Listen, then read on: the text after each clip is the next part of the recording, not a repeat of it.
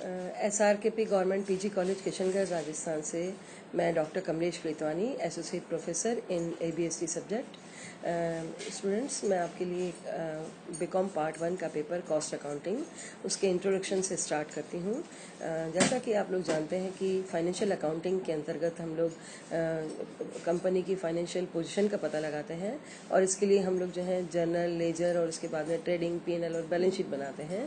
लेकिन इस सारे प्रोसेस में हमें कहीं भी जो है कॉस्ट का पता नहीं लग पाता कि हमने जो प्रोडक्शन किया है उसकी पर यूनिट कॉस्ट क्या है।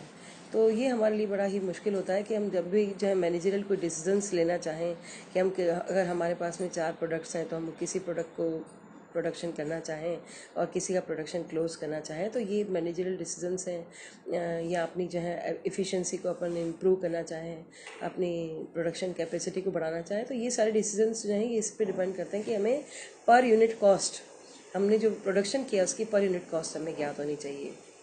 लेकिन ये संभव नहीं हो पाता, तो इसलिए कॉस्ट अकाउंटिंग की बहुत ज़्यादा इंपॉर्टेंस है कि हम इसके माध्यम से जो है किस तरह से अपनी कॉस्ट को मिनिमाइज़ करें और अपने प्रॉफिट्स को मैक्सिमाइज़ करें। इसको एक तरह से हम आर्ट भी कह सकते हैं, क्योंकि ये आर्ट की तरह अलग अलग तरह के हमारे पास में अलग अलग एप्लीकेशंस हमें देता है, अलग अलग प्रिंसिपल्स पे ये डिपेंड करता है, साइंटिफिक प्रिंसिपल्स हैं इसके। और साथ ही हम इसे आर्ट इसलिए कहते हैं क्योंकि ये मैनेजरल डिसीजंस लेने में हमें मदद करता है। तो बच्चों, हम लोग इसमें जो है स्कोप ऑफ कॉस्ट अकाउंटिंग और उसके बाद में जो है इसकी जो है ऑब्जेक्टिव्स ऑफ कॉस्ट अकाउंटिंग की स्टडी करेंगे।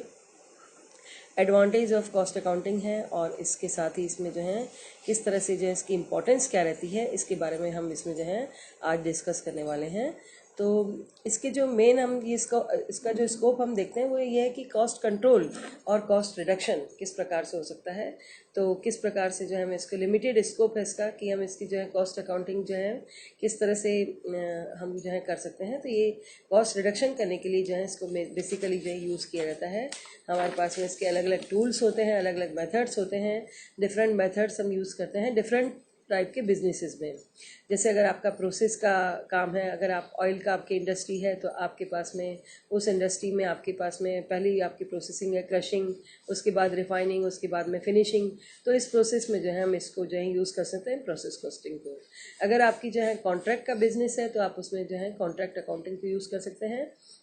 क्योंकि वहाँ पर क्या होता है कि एक साल भर का या 6 महीने का आपके पास में एक कॉन्ट्रैक्ट होता है, एक स्पेसिफिक वर्क होता है, उसको पूरा करना होता है और उसके अंतर्गत हम इसको यूज़ करते हैं। तो जैसा कि RN कार्टर ने कहा है कि cost accounting is a system of recording of accounting the materials used and labour employed in the manufacture of a certain community. तो किसी सर्टन कम्युनिटी में कौन कौन सा उसका मटेरियल यूज़ हुआ, कौन कौन सा लेबर यूज़ हुआ और कितना उसका एक्सपेंडिचर हुआ, तो इस सबको जो है जानना ही कॉस्ट अकाउंटिंग का तरीका है। इसका मेन ऑब्जेक्टिव जो हम देखते हैं वो ये है कि हम सबसे पहले कॉस्ट को एजरटेन करेंगे और उसके बाद में हम सेलिंग प्राइस को डिटरमाइन करेंगे और मेजरिंग एंड इंक्रीजिंग एफिशिएंसी, हमारी जो बिज़नेस की इफ़िशेंसी है उसको कैसे हम इंक्रीज़ कर सकते हैं, कैसे हम उसको मेज़र कर सकते हैं कि हमारे बिज़नेस की इफ़िशेंसी क्या है। जैसे अगर आपने फाइनेंशियल अकाउंटिंग अपनाया तो आपको ये नहीं पता लग पाता कि आपके 4 प्रोडक्ट्स में से एक प्रोडक्ट लॉस में चल रहा है और वो लॉस में चलते चलते धीरे धीरे आपके बिज़नेस को ही ख़त्म कर सकता है। तो आपके बिज़नेस की एंटाइटी डिपेंड करती है इस तरह से कॉस्ट अकाउंटिंग पे। लेकिन इंडिया में और काफ़ी जगह पर इसकी इतनी इंपॉर्टेंस नहीं समझी जाती, बिकॉज हम लोग सोचते हैं कि फाइनेंशियल अकाउंटिंग करने के बाद काफ़ी है और हम लोग जो है इसका एक्सपेंडिचर देखते हैं कि कॉस्ट अकाउंटेंट रखना होगा और इस खर्चे को हमें करना होगा, तो हम इसमें ज़्यादा इंटरेस्टेड नहीं होते। लेकिन किस तरह से ये हमारी कॉस्ट को रिडक्ट करता है और किस तरह से हमारे जो इसके सारे एक्सपेंडिचर्स बाहर आ जाते हैं, हम लोग सारे एक्सपेंडिचर इसके जो है हम करने जो इस पर हो रहे हैं वो सब हमारे जो है इस तरह से हम इसमें चार्ज हो जाते हैं। हमारे एक्सपेंडिचर्स हमारे प्रॉफिट्स हम डिटरमाइन कर पाते हैं कि किस प्रोडक्ट पे प्रॉफिट हो रहा है, किस पे लॉस हो रहा है। तो ये हमारा जो है मैनेजरल डिसीजन लेने का भी एक बहुत बड़ा प्रोविजंस जो है सारे वो इसके बेस पे ही हो सकते हैं। मतलब मैनेजर्स के लिए बहुत अच्छा टूल है कि वो ये पता लगा सकते हैं कि किस बिजनेस को कंटिन्यू किया जाए, किसको क्लोज किया जाए। तो इसके एडवांटेजेस अगर हम देखना चाहें कॉस्ट अकाउंटिंग के, तो मेनली हम ये कह सकते हैं कि कॉस्ट कंट्रोल, कॉस्ट रिडक्शन और decision making and price fixation and cost reduction and also cost control. Profitable and unprofitable में आप डिफरेंस कर सकते हैं कि कौन सा ऑपरेशन हमारा प्रेजेंटली हमारा ऑपरेशन जो है वो ज़्यादा वैल्यूएबल है और कौन सा नहीं है। हमारी बिजनेस की कैपेसिटी को हम पता लगा सकते हैं कि हम किस कैपेसिटी पे काम कर रहे हैं, 100% पे कर रहे हैं, 90% पे कर रहे हैं, तो ये ज़रूरत है।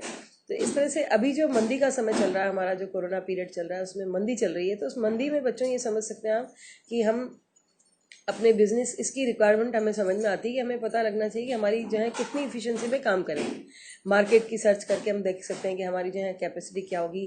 मार्केट की रेट्स देख करके, मार्केट प्राइस देख करके हम पता लगा सकते हैं हमारी कॉस्ट को कैसे किया जाए। अब एक छोटा सा अगर एग्जाम्पल लेते हैं, आप एक टेबल बना रहे हैं और उस टेबल को बनाने में है कितना मटेरियल लगा है, कितना लेबर लगा है और कितना एक्सपेंडिचर लगा है। अगर ये तीनों हमें नहीं मालूम हो तो हम उसे कैसे कम करेंगे। जैसे आपका मटेरियल अभी जो है लॉकडाउन पीरियड था, आपका मटेरियल वहाँ से आ रहा है और उस मटेरियल को आने में काफ़ी जो है पैसा आपका खर्च हो रहा था, या मटेरियल नहीं पहुँच पाया समय पे, तो आपकी प्रोडक्शन जो है वो कैपेसिटी आपकी कम हो गई। Production capacity depends upon all these factors. तो ये सारी चीज़ें हमको देख करके जो है करना होता है। मतलब ट्रेड डिप्रेशंस भी हो सकते हैं, कॉम्पिटिशन्स भी आपके मार्केट में आ सकते हैं, आपको उसके लिए तैयार होना पड़ेगा। प्राइस का फिक्सेशन भी आपको देखना पड़ेगा कि हम किस प्रकार से उसकी जो है प्राइस को हमें जो है तय करना चाहिए। तो ये कॉस्ट अकाउंटिंग हमें इन सब चीज़ों में जो है हेल्प करता है। Channeling production in right way, आपका प्रोडक्शन जो है वो आपकी कौन सी नॉन प्रॉफिटेबल एक्टिविटीज़ है, कौन सी प्रॉफिटेबल एक्टिविटीज़ हैं, उनमें आप जा सकते हैं। प्रॉपर कॉस्ट अकाउंटिंग से आपकी वेस्टेजेस जो है वो एलिमिनेट होती हैं। जो आप जानते हैं, जैसा कि आप पढ़ के आए होंगे और आप जानना चाहिए आपको कि वेस्टेज क्या होता है। बिजनेस में दो तरह की वेस्टेज होती है, एक तो नॉर्मल वेस्टेज होती है और एक एबनॉर्मल वेस्टेज होती है। नॉर्मल वेस्टेज जो होती है वो तो हम जो है उसको जो है कंट्रोल करना इतना आसान नहीं, क्योंकि वो जो है सब जगह हो रही है, सारे बिजनेसेस में हो रही है। लेकिन जो एबनॉर्मल वेस्टेज है उसको कंट्रोल किया जा सकता है। बल्कि हमें ये लगता है कि एबनॉर्मल वेस्टेज कंट्रोलेबल नहीं, but it is controllable as it depends upon flood और एनी लॉस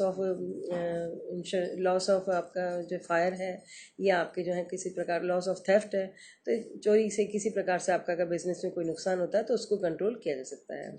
तो हमें कॉस्ट अकाउंटिंग हमारी प्रोडक्टिविटी को एनहेंस करने में हेल्प कर रहा है और हमारी जो इन्वेस्टर्स के लिए भी बहुत हेल्पफुल है। वो पता लगा सकते हैं कि इस बिज़नेस में इन्होंने कॉस्ट का कंट्रोल कितना कर रखा है।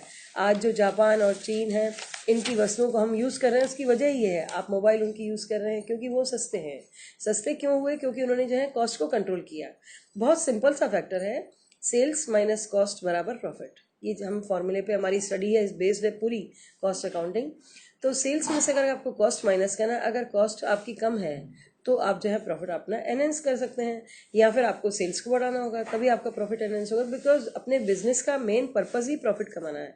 तो सेल्स को इंक्रीज करने के लिए आपके पास में मार्केट है, अब मार्केट में कस्टमर्स हैं, कस्टमर आपके हाथ में नहीं है, कंपटीशन आपके हाथ में नहीं है, मतलब उनको आप इतना कंट्रोल नहीं कर सकते, लेकिन कॉस्ट आपके हाथ में है। तो ये बहुत बड़ी चीज़ है जिसको कि अगर आप समझ जाते हैं तो आप जो है, आपको अगर सारी कॉस्टिंग पढ़नी है तो उसमें एक शब्द अगर आप ये ध्यान रखते हैं कि हमें कॉस्ट को कैसे मिनिमाइज करना है, ये ध्यान रखना है। अगर आप मटेरियल कंट्रोल वाला चैप्टर पढ़ेंगे, उसके आगे लेबर है, आपका ओवरहेड है, तो उन सब में आपको ये देखने को मिलेगा कि हमें कॉस्ट को कम से कम करना है। अगर हमारा ये टारगेट पूरा होता है तो हम जो है अपने पर्पज़ में पूरे हो सकते हैं। तो इसके बाद बच्चों हम लोग जो है एलिमेंट्स ऑफ कॉस्ट की ओर बढ़ेंगे। तो ये हमारी सीरीज़ है कॉस्ट अकाउंटिंग के आगे चलेगी। आपकी कोई भी क्वेरीज हो तो आप इससे रिलेटेड मेरे से उसमें आप बात कर सकते हैं। धन्यवाद।